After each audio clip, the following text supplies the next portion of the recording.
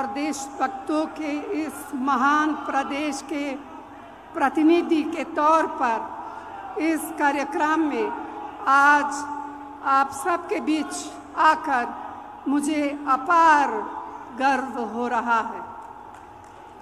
साथियों, कभी हमारे महान पूर्वजों ने अपने कठिन संघर्ष के बलबूते पराधीनता के घोर अंधेरे में देश की स्वाधीनता के सूर्य को खोजा और पाया था। इतने वर्षों बाद वह महान ज्योति कुछ मध्यम पड़ गई है। चारों ओर अन्याय का अंधकार बढ़ा है। हम सभी का संकल्प होना चाहिए कि हम इसके खिलाफ लड़ेंगे, न्याय की रोशनी हो जाएंगे। भाइयों और बहनों, हमारा देश पिछले 10 साल से एक ऐसी सरकार के हवाले हैं जिसने बेरोजगारी, महंगाई, आर्थिक संकट, असमानता और अत्याचार को बढ़ावा देने में कोई कसर नहीं छोड़ी है। इस मोदी सरकार ने जो किया है वह हमारे आपके सामने है। इसीलिए यह समय हताशा से भरा हुआ है, लेकिन जान लीजिए कि हताशा के साथ ही उम्मीद का भी जन्म होता है। मुझे पूरा यकीन है कि कांग्रेस के हमारे साथी न्याय के दीपक को अपने सीने की आग से जलाएंगे और हजार आंधियों में उसे संभाल कर आगे बढ़ेंगे, क्योंकि यह देश सिर्फ चंद लोगों की जागीर नहीं है। यह देश हम सब का है। इसे हमारे पुरखों ने अपने खून से सींचा है। इसकी हवाओं में हमारी माँ बहनों के पसीना का नमक है। यह देश हमारे बच्चों का आंगन है। इस देश के मासूम बच्चों से उनके हिस्से का न्याय छीना नहीं जा सकता। भाई और बहनों, देश के ऊपर हो जाने की बात सपने में भी नहीं सोची जा सकती। क्या कोई देश से बड़ा कोई हो सकता है?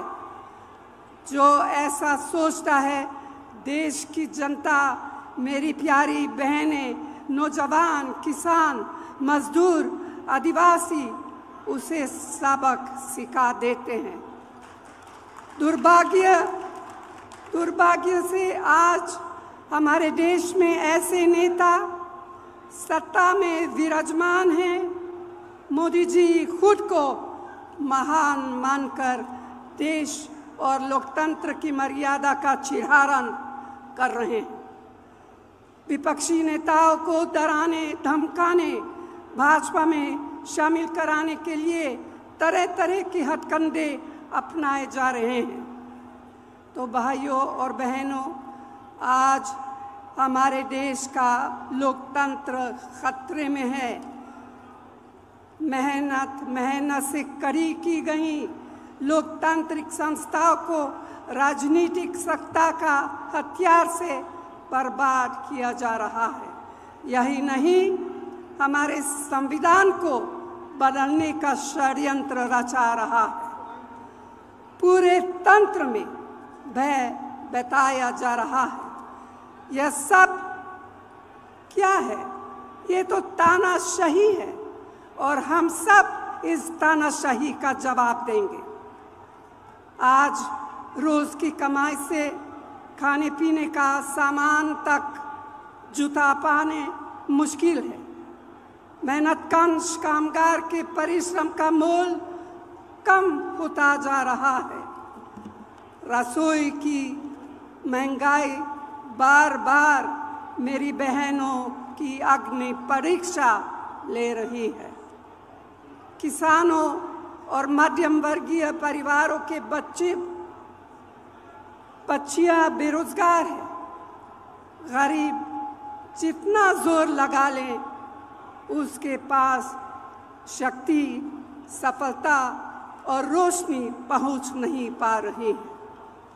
साथियों, आज देश महान जनता का आपकी जागरूकता का रास्ता देख रहा है। इसीलिए भारतीय राष्ट्रीय कांग्रेस ने अपने न्याय घोषणा पत्र को 5 हिस्सों में बांटा है, जिसका लोकार्पण अभी अभी हुआ और जिसके बारे में प्रियंका ने विस्तार से आपको बताया है। तो भाइयों और बहनों, मुझे पूरा विश्वास है कि कांग्रेस के बहादुर और मेहनती साथी अपने फर्ज निभाते हुए इसके एक एक संकल्प को, एक एक गारंटी को देश के कोने कोने तक पहुंचाने में कोई कोर कसर नहीं छोड़ेंगे। आप सबको यहाँ आने के लिए दिल से बहुत बहुत धन्यवाद। जय हिंद।